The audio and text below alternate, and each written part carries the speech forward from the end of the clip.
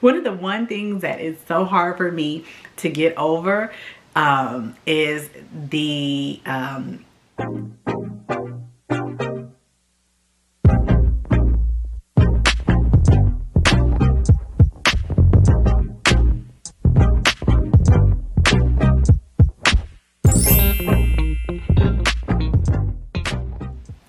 hello my lovely flowers, it's me Nia with Exquisite Floral Design and Events, and today I will be talking about if I was starting from the beginning trying to get into the floral industry, what would I do? And I've been in this business for over 20 years, and I would tell you how I would have started if I had to start all over, how I would have done getting into the floral industry. So first, let me tell you how I started this business.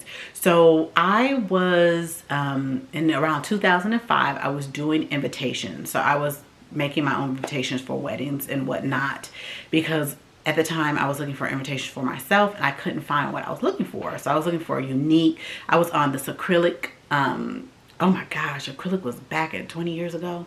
Wow. I was looking for like these acrylic invitations, and for me, invitations are like what, when you see an invitation to a party, you kind of know what to expect. So I was looking for something way over the top. So I started creating my own invitations and selling that. And then one day, I don't know what clicked. I was like, you know what? I could do flowers. So what I ended up doing, which I don't think they even have anymore, was I took a few courses at my community college in order to do flowers. So when I went, I learned the principle of flower designs. And so there are like 7 principles in flower design. It's, you know, I think it's a balance, what is it? Balance, harmony. There's a whole bunch. I gotta look it up. I don't even use it anymore. We're totally out. One of the one things that is so hard for me to get over is the not covering the stems of flowers.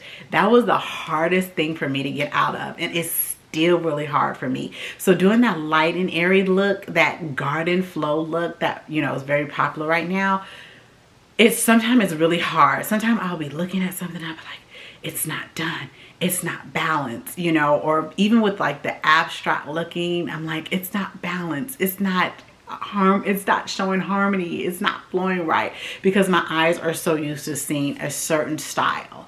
So that was what I had ended up learning. And so I've taken that with me through my whole career. Even with, like, for me doing the everyday flowers, I can do an everyday flower arrangement in like 5 minutes because of the fact of how I was trained. Most of your everyday flowers that you see on a lot of these websites like FTD or Telefloral or BloomNet, they're all that basic look of, you know, balance and harmony and ratio and all that good stuff. But now it's a whole different type of flow. So what I would do if I was going to be a floral designer coming into this industry now, I would go freelance, or I would go and intern for free with a designer that you guys really, really like. So just, you know, there's certain designers that you like in your city. I would just go ask, you know, can I come and freelance with you? Will you have some time? Or can I come and you know, work with you in your studio to see how you do everything? That's what I would do. I would get about 6 months under my belt learning the way they do stuff, and I would go from there, you know. And then also what I would also do is like in LA, there's I think it's the Floral Institute or something. Even in Orange County, I think there's about 4 or 5 places. I did want to go to the Floral Institute because I wanted to get certified and all that stuff, but I'm like, I'm so tired of school. I don't need all them AEF, ISE, such behind my name anymore, because of the fact that I'm scared it's going to take away from my own unique style. Like a lot of times you can see a style of something in people's work, and I don't want to take that away from me. So I would do that. If you don't want to do the floral designer route, I will go work for or intern at like one of these larger flower shops. Just intern, tell them, show them, do a few things, watch a few videos, put some stuff together, and just like, I want to learn. And then like for me, I have people come in and I'll teach them what I know, and then they'll go off a couple of years, a couple of months later and start their own thing. I don't mind because we all have a different style. The only person that kind of know my style is my assistant, who's been for me for like almost 4 years. She knows how to kind of do stuff that look kind of like what I do, but I still am very particular on different things because it's my style. So that's what I would do. I would either go work for a floral designer for free or freelance for them, or I would go work for a shop and get that together. If you got the money and you got the time, then I will go to one of these flower institutes.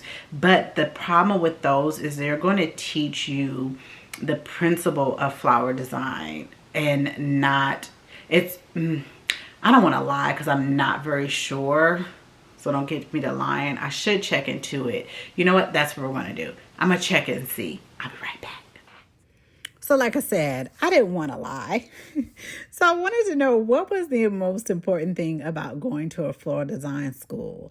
So it provides a comprehensive training for floral arrangements. So you understand color theory, which is one of the big ones, because that helps you with knowing what colors to blend with and make sure everything looks cohesive. And then it also teach you the business practice, and it prepares individuals for a career in the floral industry, or to just pursue a floral designer as just a hobby. So it kind of gives like a structural learning environment where, like I said, it gives you the curriculum that covers the fundamentals of floral design, including the mechanics, the visual, which is R7, which we learned about the principles of designing and different things like that. It also teaches you professional development. So that would include like courses that cover the business aspect, like marketing, pricing, customer service, different things like that.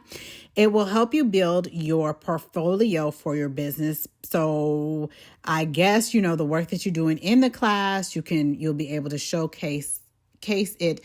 Whereas if you're working for a designer, a lot of times the designers, like me, I don't really care if you use my work, because I know that if you don't have that, you're going to get caught. They're going to be like, this doesn't look like nothing that you showed me. So a lot of times when people who come to freelance for me take pictures, I'm like, you're not probably going to get my style. So you're trying to sell my look. It's not going to come through. So I don't really care. But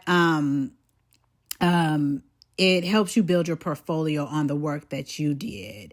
And then it also it gives you like industry recognition. So when you meet other florists, you can say that you have all those letters behind you, like the AIFD, or you went to the Floral Design Institute, so you can have that. It's also a great networking opportunity. You can meet other floral designers and kind of, work with them. Then it also it gives you a diverse career path. So you're able to either go into the retail floristry, event design, floral art, different things like that. For personal enrichment, it's a therapeutic benefit. So I guess it's reduce of stress and improve your mood. It's a creative outlet. Yeah. So that's some of the things you could do by going to an actual school rather than learning from a professional. Yeah. So I hope this video helps you on how to get into the floral industry. Just a little snippet of what you can do in order to get into it, the two different ways, by working under someone or going to a school. So don't forget to like and subscribe to my videos so that you can see all my beautiful videos that are coming up in the next couple of months. I usually drop a video Monday and Thursday. So if you're new to this industry, if you've been working in it and just want to learn something new, you know what? Go down and drop in the comments, say hello, give me some helpful or anything that you guys would like to learn. And I'll see you guys next time. Bye.